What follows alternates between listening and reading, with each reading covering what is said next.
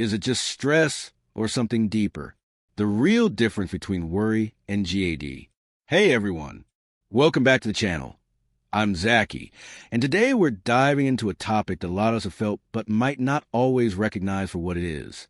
We're answering a big question that could seriously change how you understand mental health. Am I just worrying a lot, or could this be something more serious, like Generalized Anxiety Disorder, GAD? If your mind loves to spiral into all the worst-case scenarios right before bed, or you find yourself overthinking every little thing, from what you said in a group chat to whether that pain in your leg is something fatal, this video is going to give you some clarity. Because while worry is a normal part of life, GAD is in a league of its own, and knowing the difference can really help you get the support you need. So, grab a drink, get comfy, and let's untangle that anxious brain of yours, one thought at a time. What is Generalized Anxiety Disorder, really? Let's start with the basics. Generalized Anxiety Disorder, or GAD for short, isn't just being a worrier or stressing too much. It's a recognized mental health condition where someone experiences chronic, excessive anxiety and worry about a wide range of everyday things, even things most people wouldn't give a second thought. With GAD, the worry isn't occasional or connected to just one situation. It's like your brain stuck in this endless what if loop. What if I lose my job? What if I get sick? What if my partner leaves me? What if I fail? What if I said the wrong thing 5 days ago and everyone secretly hates me now? Sound familiar?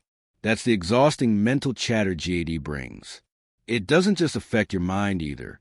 Your body gets pulled into the storm too, with symptoms like muscle tension, headaches, trouble sleeping, fatigue, and irritability.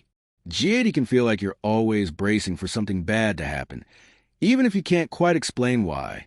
It impacts your ability to enjoy things, focus, and just breathe freely. And it sticks around. We're talking 6 months or longer of near-daily worry. So then, what's normal worry? Okay, so everyone worries sometimes.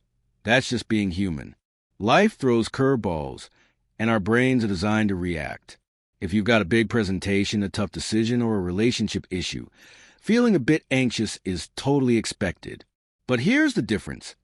Normal worry is usually specific, temporary, and tied to a real-life trigger. You worry about something that's actually happening, like an upcoming test or a tough conversation. And then, once it's over, the anxiety usually fades. It doesn't follow you around like a shadow. With GAD, the worry often isn't even logical. You might feel anxious for no clear reason. Or the things you worry about might not even be happening. They're hypothetical, imagined, exaggerated. And once one worry calms down, your brain immediately replaces it with another. It's like playing mental whack-a-mole with your fears. Exhausting, never-ending, and often completely disconnected from reality. Breaking it down, GAD versus normal worry. Let's break this down with a side-by-side comparison, so it really clicks. How long it lasts. GAD is ongoing. We're talking 6 months or more daily worry. Normal worry? Usually a few days or weeks max. What you worry about. GAD hits you with a variety pack of fears. Health, money, relationships, the weather, your pet sneeze. You name it. Normal worry tends to stay focused on one issue. How it feels. GAD anxiety is intense, persistent, and physically draining. It can interfere with sleep, work, social life, everything. Normal worry is uncomfortable, sure, but usually doesn't take over your entire day. How in control you feel. With GAD, the worry feels like it's running the show. With normal worry, you can usually pause, take a breath, and regain control. Think of it this way. Normal worry is like a passing thunderstorm. GAD is like a heavy fog that never quite lifts. What GAD feels like in everyday life. Let's bring this down to real-life moments. Because GAD doesn't just show up in therapy definitions. It shows up in the tiny details of your day. It might look like someone who double and triple checks every email before sending it, or someone who apologizes constantly, even when they didn't do anything wrong.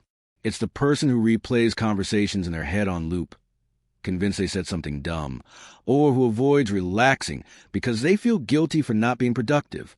It's waking up already anxious, even though nothing's gone wrong. It's a racing heart during a quiet moment. It's dreading things that used to be fun. And the worst part? Most people with GAD don't even know they have it. They just think this is how I've always been, or everyone feels like this, right? But no, everyone doesn't feel like this all the time. Can you actually get better? Yes, 100% yes. Here's the part we want you to hear loud and clear. GAD is real, but it is also totally treatable.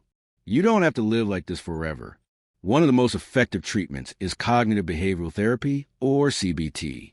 It helps you recognize the distorted thinking patterns fueling your anxiety and gives you tools to challenge them. It's like rewiring your brain's default settings from panic to pause.